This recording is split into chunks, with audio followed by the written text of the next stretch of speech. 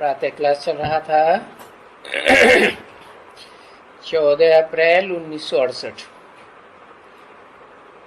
रविवार को पहली पेज की मध्य आदि में बात चल रही थी कि सूक्ष्म वतन में तो कुछ होता ही नहीं है कि वहां शंकर जी बैठ करके पार्वती को कथा सुनाएंगे और वहां शंकर जी की सवारी बैल होगा।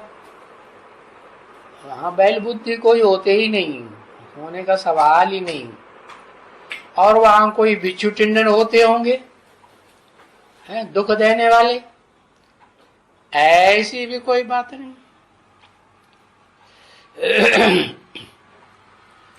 बाकी जो अमर कथा पार्वती को सुनाई थी तो वो तो तुम बच्चों को यही नॉलेज है जो सुनाया यही है, और ये नॉलेज अमर भी बनाती है। कौन सी नॉलेज है? कौन सी नॉलेज सुनाई रही है सन 68 में? बेसिक नॉलेज है या एडवांस नॉलेज है? प्राइमरी नॉलेज है या ऊंची कक्षाओं की नॉलेज? Basic knowledge. तो ये जो बेसिक नॉलेज है ये अमर बनाती है? नहीं बनाती। इस बेसिक नॉलेज की भी जब व्याख्या की जाए है, अच्छे से विस्तार किया जाए, विस्तार में समझाया जाता है, तो ये अमर बनाती है। किसको? है जो सांप बिच्छू टिंडन गले में लटके रहते हैं ना हाथों में, उनको भी अमर बनाती है कि नहीं? वो सांपू जी महाराज भी अमर बन जाते हैं। आयु बड़ी बनती है। कितनी? शंकर जी के गले में जो सांपू जी महाराज हैं वो कौन सी आत्मा है पता है? पता ही नहीं है।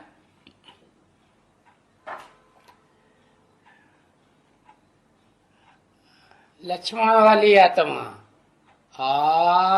लक्ष्मण वाली आत्मा समझेगी नहीं कोई। सांप किसी ने बताया कि रामायण में लक्ष्मण सांप होता है? बताया तो नहीं, लेकिन इतना तो हाँ, वासुकी नाग, हाँ वो तो भक्ति मार्ग में नाम दिया है, वासुकी नाग, ब्रह्मा बाबा। हाँ ये रही ना बात। तो वासुकी नाग कहो, अनंत नाग कहो, अनंत नाग का अवतार है, लक्ष्मण को भी बताया है। तो बात तो वो ही हो गई है ना। हाँ चाहे लक्ष्मण कहो चाहे बलराम कहो, किसके अवतार थे? अनंत नाग के अवतार दिखाए शास्त्र में। तो वो उनके गले पड़ गया। किनके गले पड़ गया है? अरे एक अक्षर लिखने में इतनी देर। हाँ शंकर जी के गले में पड़ गया। तो बताया उसकी आयु बड़ी होती है कि नहीं? हाँ कितनी आयु लंबी होती है? हाँ अनंतनाग जी महाराज की, लक्ष्मण जी महाराज कहो, बलराम जी महाराज कहो, हाँ 100 साल बस। सत्युग में 100 साल वो एज होती है? उनको शरीर मिलेगा तो 500 साल। अरे 150 साल उम्र होती है सतयुग में। क्या सतयुग में कितनी एज होती है? 150 साल होती है कि नहीं? 500 साल लिखा, फिर 50 साल कम। अच्छा सीधा नहीं लिखा जाता, 150 साल। चलो ठीक है, आयु बड़ी बनाती है ये नॉलेज है। और वहां मौत लाने के लिए कोई काल होता नहीं है? होता है जो काल खा जाए? नहीं। तो फिर उनको समझाना होता है कि भाई किनको समझाना होता है? हैं? किनको? अरे वो ही उनको जो सांप बिच्छू टिंडन होते हैं ना, उनको समझाना होता है कि यहाँ 5 विकारों पर जीत पहनेंगे। तो जीत पहने से है, रावण पर समझो जीत पहनी। काम, क्रोध, लोभ, मोह, अहंकार, ये 5 रावण के पुरुष मुख दिखाते हैं ना। अकेले पुरुष मुख काम करेंगे विकारों में? नहीं, स्त्री मुख भी दिखाते हैं। तो स्त्री के 5 मुख और मंदोदरी कहते हैं। तो 5 मुख मंदोदरी के, 5 मुख पुरुष के है। इन पर जीत पहने से फिर राम राज्य आता है। पता है कौन किस पे जीत पहनने से? काम, क्रोध, लोभ, मोह, अहंकार 5, और फिर पृथ्वी, जलवायु, अग्नि, आकाश का जो संघात है, पृथ्वी माता में 5, पृथ्वी भी है, जल भी है, वायु भी है, अग्नि भी है, जलवायु है कि नहीं? हाँ, तो बताया कि इन पर जीत पाते हैं तो राम राज्य आता है, जिसको हेवन अंग्रेजी में पैराडाइज कहा जाता है, उसको ही फिर कहा जाता है अमरलोक है। जहां अमरनाथ ने कथा सुनाई, मृत्युलोक में तो रावण का राज्य होता है, और अमरलोक में फिर कहेंगे राम का राज्य होता है। अमरलोक सतयुग भी है, और अमरलोक त्रेता भी है, और फिर अमरलोक और कोई भी है? हाँ, स्वर्णिम संगम युग में जो विष्णु का राज्य चलता है ना, हाँ, अतीन्द्रिय सुख वाला, कलातीत, वो ऊंच ते ऊंच स्वर्ग। तो कितने प्रकार का स्वर्ग हो गया? एक है विष्णु, और एक है विष्णुलोक, एक हुआ ना, और दूसरा कलाबद्ध कृष्णलोक। देवता था कृष्ण है या भगवान था? कृष्ण को तो देवता ही कहेंगे। 16 कला संपूर्ण कलाओं में बंधे हुए तो देवताएं होते हैं, और कलातीत वो तो भगवान हो गया। हाँ, तो अब वो विष्णु कहो या कलातीत कृष्ण कहो, कलातीत कृष्ण को भी जन्म देने वाला तो विष्णु ही होगा ना, है नहीं? हाँ, कौन सा विष्णु? अब उसको चाहे आदि लक्ष्मी नारायण, आदि लक्ष्मी और आदि नारायण का कॉम्बिनेशन कहो, स्वभाव संस्कार का, या फिर उससे भी ऊंची स्टेज क्या कहो,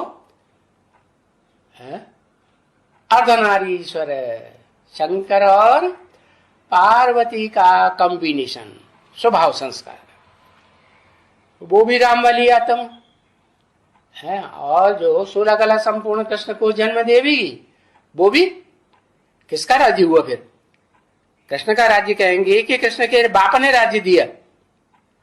किसने दिया? या कृष्ण ने कमाया है? दिया किसने? जिसने दिया उसी का राज्य हुआ ना। तो राम वाली आत्मा, राम बाप को इसलिए कहा जाता है।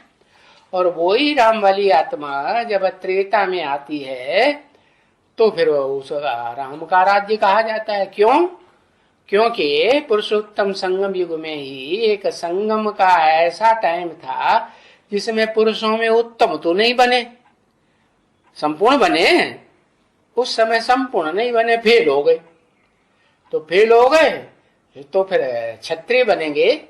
क्षत्रिय बनने की शूटिंग हुई कि नहीं? क्षत्रिय बनने की शूटिंग हुई। तो क्षत्रिय बन गए। तो क्षत्रियों का राज्य त्रेता में होना चाहिए या नहीं? होता है। तो ये तो बच्चे समझते हैं अच्छी तरह से कि ये इसको अमर कथा भी कहा जाता है। किसको? चाहे विष्णुलोक में कहो, चाहे सतयुग में कहो 16 कला संपूर्ण कलाबद्ध में, और चाहे 14 कला राम के राज्य में कहो। है इनकी कथा कहां तैयार हुई है? न विष्णुलोक में, कहा विष्णुलोक में कथा थोड़ी होती है, नहीं ना सतयुग में 16 कला संपूर्ण कलाबद्ध में, और न 14 कला संपूर्ण त्रेता में। कथा कहां होती है? पुरुषोत्तम संगम युग में।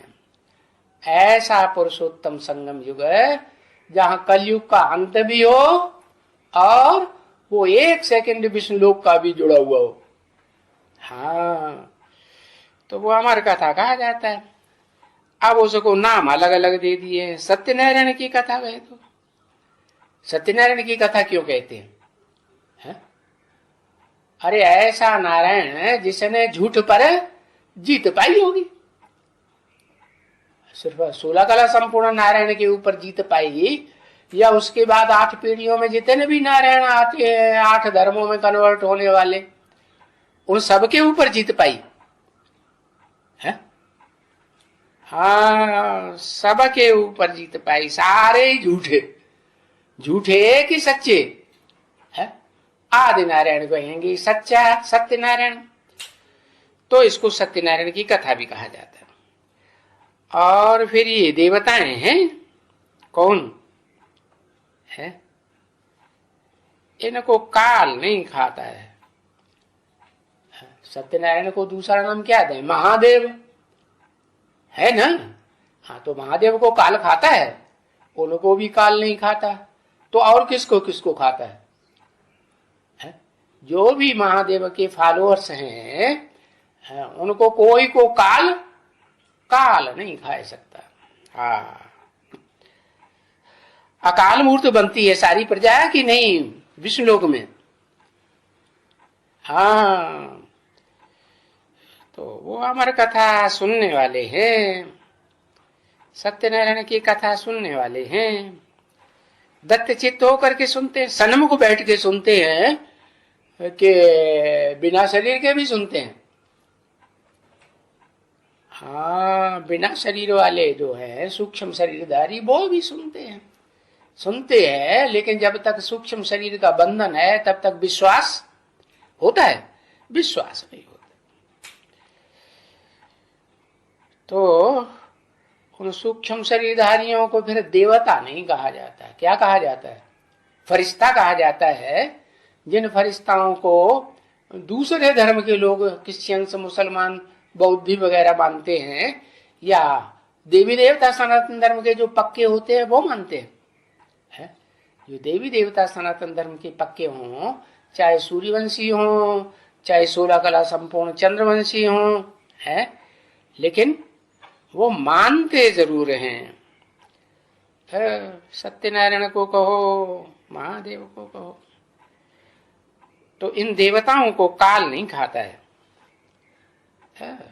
काल खा ही नहीं सकता, आ ही नहीं सकता, न सतयुग में न त्रेता में। तो बाबा ने ये युक्ति, ये कथा की युक्ति सुनाई थी कि सुख के समय में ये काल के जमघंटे आते ही नहीं हैं। वो सुख की दुनिया है, वहां नाम मात्र को रिंचक भी दुख होता ही नहीं, क्योंकि ये कथा की टॉपिक तो बनानी है ना। और ये भी कोई कम टॉपिक नहीं है कि मनुष्य काल के ऊपर जीत पाए। और वो जीत कैसे पहनते हैं वो बाप आकर बताते हैं। क्या करो कि अपन को आत्मा समझो। आत्मा अविनाशी है कि उसकी मृत्यु होती है? नहीं। देह की मृत्यु, तो देह मत समझो, आत्मा समझो। तो आत्मा समझने में पक्के हो जाएंगे, निरंतर याद हो जाएगी, तो क्या होगा? तो तुम अमर लोक के वासी बन जाएंगे। तो ये समझाने पर भी है, तो ये गीता की बात है। क्या गीता की बात? वही गीता ज्ञान की बात। क्या बात? वो गीता ज्ञान कहेंगे, है ज्ञान अमृत कहेंगे, है तो गीता क्या है? ज्ञान है। लेकिन गीता भी उस ज्ञान अमृत को धारण करती है या नहीं करती है? क्या ऐसे ही अमर बन जाती है? अज्ञान नींद में सोते सोते धारण करेगी, अज्ञान निद्रा से जागे तब धारण करे। क्योंकि अज्ञान से आती है भक्ति। भक्ति माने किसी की? मूर्तियों की, देहधारियों की, चाहे चैतन्य मूर्तियां हो चाहे जड़ मूर्तियां हो, उनकी भक्ति या आत्मा की भक्ति कही जाती है। आत्मा को तो याद किया जाता है? भक्ति पूजा अर्चना की जाती है क्या? नहीं। तो बताया ये गीता ज्ञान की भी समझने की बात है, समझाना पड़ता है गीता को भी। ये भारत अमरलोक था। क्या? कौन था? भारत। भारत, भारत माने सिर्फ भारत माता के लिए कहेंगे, या भारत कोई पिता नाम से भी है अमरनाथ? है? अमरनाथ के साथ कौन होगी? बाबा ने बताया ना, सोमनाथ मंदिर में कौन कौन थी? अमरनाथ के साथ अमरनाथनी भी थी ना। हाँ, तो यहाँ भारत अमरलोक था। हाँ, और बड़ी आयु थी, उससे जास्ती बड़ी आयु अमरनाथनी की भी हो सकती है? हो सकती है? नहीं हो सकती। और जब बड़ी आयु होती है तो जो वो मिसाल है ना, जो सर्प का, वो सतयुग के लिए, वास्तव में सतयुग के लिए है। क्योंकि एक खल छोड़ और सर्प क्या करता है? दूसरी खल लेता है ना। हाँ, तो ये सतयुग का भी मिसाल है और पुरुषोत्तम संगम युग का भी मिसाल है। क्या? पुरुषोत्तम संगम युग में अमरनाथ क्या करेगा? जो भी 500-700 करोड़ शरीर है, जिनमें भी प्रवेश करे और जब चाहे उस शरीर को छोड़े, कर सकता है या नहीं कर सकता है? हाँ, तो बताया एक खल छोड़ और दूसरी धारण करता है। तो वो तो उसे की अपनी खल हो गई। कौन सी? जिन शरीरों में प्रवेश करेगा तो बहु रुपया बना कि नहीं है? कितने रूप धारण कर सकता है? अरे वो शंकर जी को जो भक्ति मार्ग में कहते हैं ना बहुरूपिया था, तो कितने रूप धारण कर सकता था? जितने शरीरों में प्रवेश कर सकता है उतने शरीरों का रूप धारण कर सकता है। हाँ,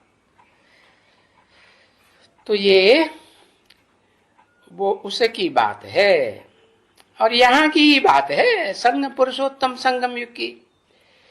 ये इसको फिर कहा जाता है बेहद का वैराग। माने अपनी देह से भी वैराग, देह के संबंधियों से भी वैराग और देह के पदार्थों से भी। ये दुनिया के जो भी अच्छे से अच्छे और बुरे से बुरे पदार्थ हैं उन सबका त्याग, सबसे वैराग। ये सारी जो भी सृष्टि है, पृथ्वी जलवायु अग्नि आकाश वाली है, इन सबको समझना होता है कि ये सब विनाश होने का है? क्या बचेगा? आत्माएं और आत्माओं का बाप बचेगा। तो ये घर है, ये सब कुछ है। कौन सा घर? आत्माएं जहां रहती हैं, आत्मलोक है, वो सब कुछ है। इसको फिर कहा जाता है बेहद का बैराग। क्या? इस 5 तत्वों वाली दुनिया का, ये सारी सृष्टि साकार का वैराग। और आत्मा तो निराकार होती है, और आत्मलोक भी निराकारी या साकारी कोई चीज होती है वहां? साकारी तो कुछ भी नहीं। तो यहां शरीर छोड़ना है देह का ममत्व, देह के संबंधियों का ममत्व, देह के पदार्थों का ममत्व छोड़ना है। तो ये विचार में ये बातें आती हैं कि पुरानी खल है ये, इस देह की कितनी पुरानी है? कितने जन्म पुरानी है?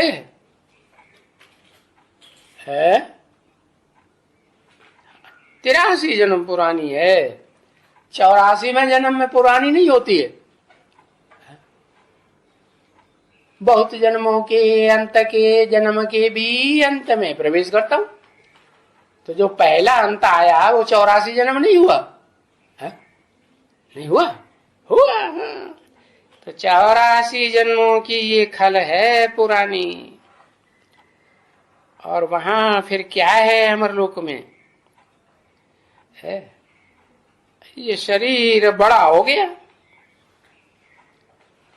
सत्व प्रधान से तमो प्रधान बन गया है। जब सत्व प्रधान था तो मन बुद्धि रूपी आत्मा के रूप में था है? कि अंग थे याद है? स्मृति थी? नहीं थी। तो अब क्या हुआ? अब इस जन्म में तमो प्रधान शरीर बन गया। फिर वहां ये जैसे कि साक्षात्कार होता है। तुम अभी ये खल त्याग देते हो तो जरूर सर्प का भी तो खल का साक्षात्कार होता होगा ना, कि भाई अब मैं नई खल लेने वाला हूं और पुरानी खल त्यागता हूं। तो देखो सर्प को भी समझ है। समझ कोई साक्षात्कार कहा जाता है। कौन सा साक्षात्कार? बुद्धि का साक्षात्कार या बदनाकों का साक्षात्कार? बुद्धि का साक्षात्कार कहा जाता है। समझ माने बुद्धि, अकल। तो ये भी तो उनको समझ होती होगी ना कि हमारी नई खल तैयार हो गई है। किसको? उनको माने किनको? जो भी 16 कला संपूर्ण बनने वाली आत्माएं हैं, जिनका पुरुषोत्तम संगम युग में सूक्ष्म शरीर हो जाता है और सूक्ष्म शरीर से फिर वो बिंदुवत बन जाती हैं। शिव बाप ने एक को आप समान बनाया तो उसे एक का काम क्या है? औरों को फिर आप समान बनाए या न बनाए निराकार? हाँ, तो किसको बनाया? वो जो भी 16 कला संपूर्ण बनने वाली आत्माएं हैं और सूक्ष्म शरीरधारी हैं। चंद्रवंशी कहें जिनको, फर्स्ट क्लास चंद्रवंशी, फिर second, third class, fourth class, 8th class, first class Chandravanshi. 16 कला, पूरा 16 कला संपूर्ण। उनको साक्षात्कार होता होगा ना बुद्धि का? बिंदु रूप स्टेज पकड़ेंगे तो बुद्धि का साक्षात्कार नहीं होगा? होता है।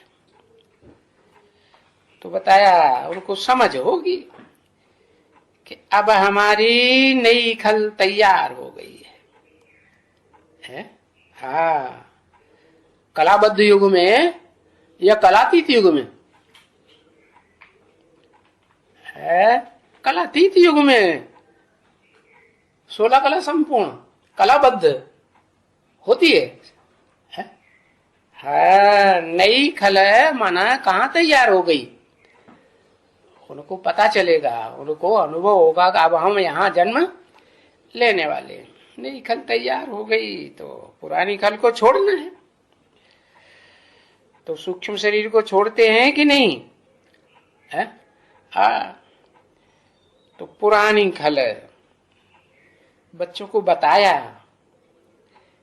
यहां खलें बहुत पड़ी रहती है? खले माने अरे घोड़े की खाल, सर्प की खाल है ना, होती है कि नहीं? बैल की भी खाल, तो खाल है अनेक प्रकार की पड़ी रहती है। और यहां तो देखा भी है कि शीशे में डाल करके रखे हैं और फिर भी खल छोड़ दी। वैज्ञानिकों ने क्या किया, मोटे शीशे का एक बिल्कुल हवाबंद कमरा बनाया और उसमें किसी मरते हुए आदमी को कि भाई अब ये मरना ही मरना है, उसको डाल दिया। तो क्या हुआ है? भले डाल के रखे हैं तो भी खल छोड़ करके आत्मा निकल जाती। समझा ना? तो वहां भी ऐसे ही होता है। कहा बल वहां काल नहीं खाता है तो भी शरीर को छोड़ के आत्मा दूसरे नए शरीर में, दूसरी खल में प्रवेश करती है ना, गर्भ में। हाँ, ओम शांति।